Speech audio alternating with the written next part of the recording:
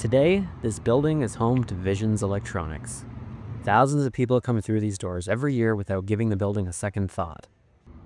It's hard to imagine now, but this building used to sound very different.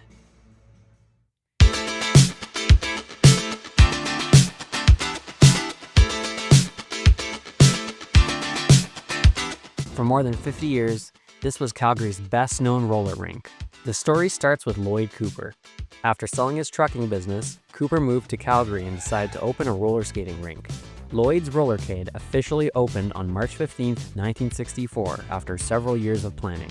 One thing that surprised me while researching this video was discovering that the original Lloyd's wasn't actually in the building we're looking at today. Historic aerial photographs show the first rink occupied a smaller building on the north end of the property, including an outdoor go-kart track.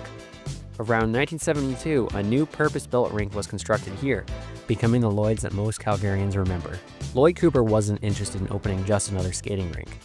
He wanted to build a place where families felt comfortable spending an evening together, so smoking, drinking, and roughhousing were not tolerated. There was even a dress code, and staff, known as floor cops, kept a close eye on the skating floor to make sure everyone followed the rules. Once you stepped inside, everything revolved around the rink. Music echoed through the building as skaters circled the polished maple floor, and although the soundtrack changed from rock and roll to disco and later to pop music, the atmosphere stayed remarkably similar. Friday and Saturday nights were usually the busiest. Birthday parties filled the weekends, schools booked skating days, church groups rented the rink, and local figure and speed skating clubs practiced there. Newspaper advertisements promoted roller skating and go-karts together, and in 1967, 2 of the go-karts were stolen.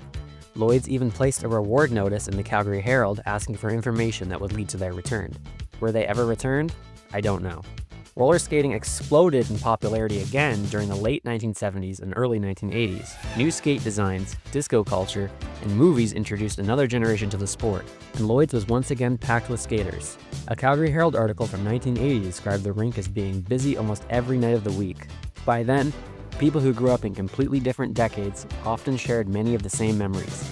They remember the music, the skating floor, the flashing lights, and spending their entire evenings there with friends. Lloyd and Flo Cooper remained closely involved with the business throughout those years, and many former customers remember them just as much as they remember the rink itself. Lloyd Cooper passed away in 2002 at the age of 85. Flo continued operating Lloyd's for many years afterward, and the rink remained open until her death in 2018. Many people assume Lloyd's closed because the business had declined or because the property had become sold to a developer. This is not what happened. Lloyd and Flo had decided years earlier that after they were both gone, their estate would be liquidated. This included Lloyd's roller rink. The proceeds, valued at roughly $18 million, were donated to Calgary charities, including the Alberta Children's Hospital Foundation and the Calgary Health Trust.